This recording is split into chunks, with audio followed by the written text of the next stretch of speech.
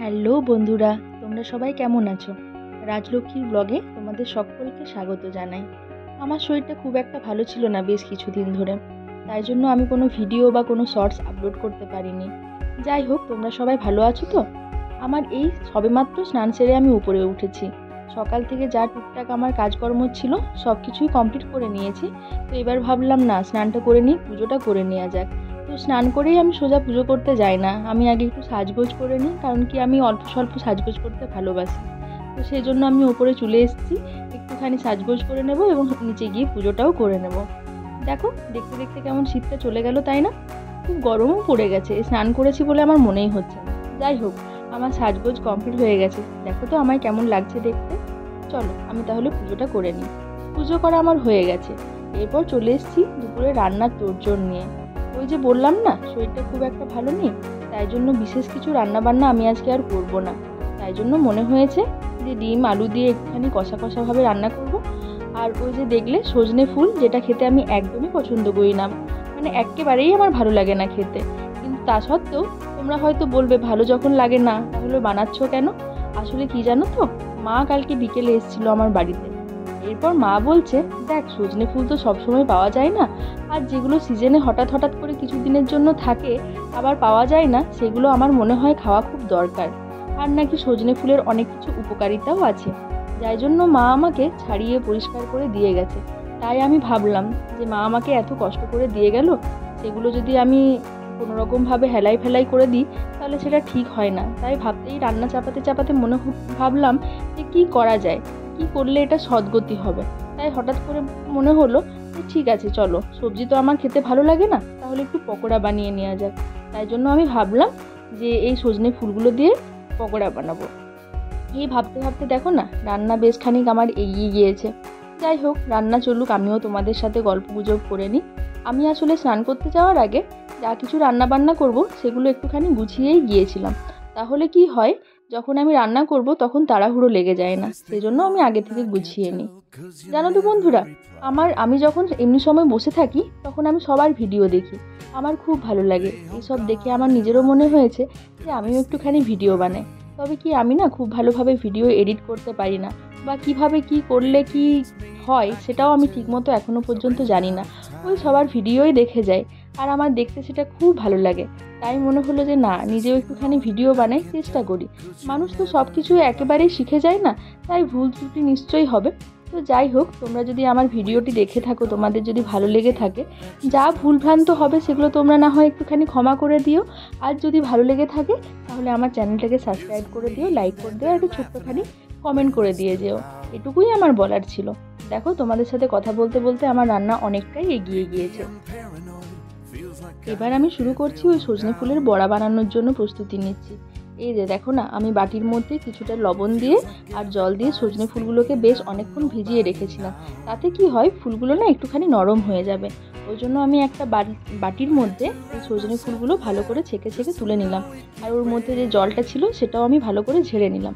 এরপর অল্পখানি বেসন দিলাম, আর বেসনের সাথে যদি একটুখানি চালের গুঁড়ো দেওয়া যায় না, তাহলে খেতে বেশ মুচমুচে হয়। তাই জন্য আমি অল্পখানি চালের গুঁড়ো দিয়ে দিলাম। আর এর সাথে বিশেষ কিছু নয়, একটুখানি কালো জিরে আর হচ্ছে জোয়ান, এই দুটো জিনিস মিক্স করে হাতে একটুখানি ঘষে নিয়ে, মানে একটুখানি ক্রাশ হয়ে যাবে হাতের মধ্যে, তো সেইভাবে নিয়ে আমি দিয়ে দিলাম। আর একটুখানি ওই যে বেকিং সোডা হয়, সেই বেকিং সোডা দিয়ে দিলাম। অল্পখানি জিরে গুঁড়ো, ধনে গুঁড়ো, হলুদ গুঁড়ো, লঙ্কার গুঁড়ো, আর পরিমাণ মতো লবণ, এই সমস্ত কিছু দিয়ে খুব ভালো করে না এটাকে চটকে চটকে মেখে নিতে হবে। তবে কি জানো তো, খুব বেশি জল দেওয়া যাবে না, কারণ খুব বেশি জল দিয়ে দিলে না এটার টেস্টটা সেরকমভাবে থাকবে না। তাই জন্য আমি খুব অল্প পরিমাণ জল দিয়ে, দেখো আমি একটা মোটামুটি শক্ত টাইপের একটা ডো তৈরি করে নিয়েছি। এটা ওই মেখে রেখে দিলাম, এটা কিছুক্ষণ হোক, ওই ডিমের সবজিটা রান্না হতে হতে এটাও কিছুক্ষণ মজে যাবে। আর আমার মোটামুটি ডিমের সবজি তৈরি হয়ে গেল। আর জানো তো বন্ধুরা, এই সজনে ফুলের বড়া রেসিপিটা আমি আমার মামা বাড়ির দিদার কাছ থেকে জেনেছিলাম। আর এর আগে আমি হয়তো দিদার হাতেই খেয়েছিলাম, মায়ের হাতে আমি এখনো পর্যন্ত খাইনি।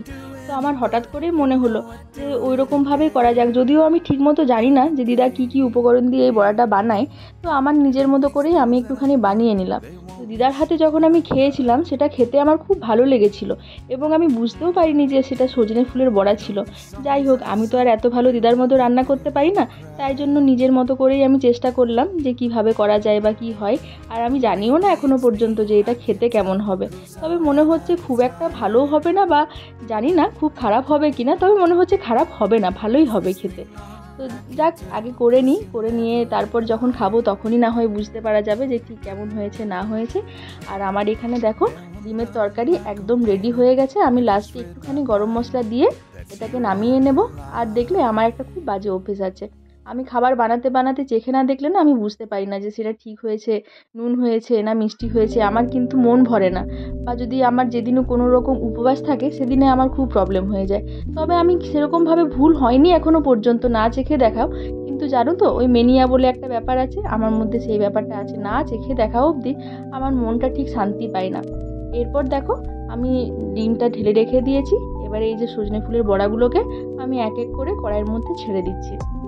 আর এটা না খুব বেশি আঁচে ভাজা যাবে না, তাহলে কি হবে জানো তো, ফুলগুলো ভালোভাবে সেদ্ধ হবে না। ওই জন্য আমি আঁচটা খুব কমিয়ে দিয়েছি এবং কমিয়ে দিয়ে বড়াগুলো ভাজতে শুরু করেছি।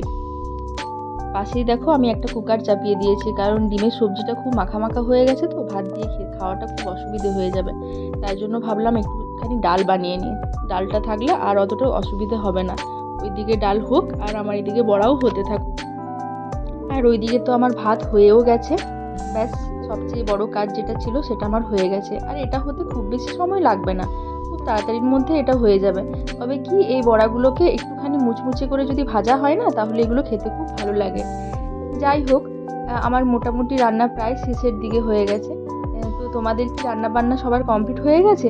জানি যখন আমি এই ব্লগটা আপলোড করব, তখন জানি না কোন সময় করব, সন্ধেবেলায় করব কি রাত্রেবেলায় করব। তো তোমরা সবাই বাড়িতে কি কি রান্না করলে, কিভাবে দুপুরটা খেলে, সবাই আমাকে কমেন্ট করে জানিও কার বাড়িতে কি কি রান্না হলো।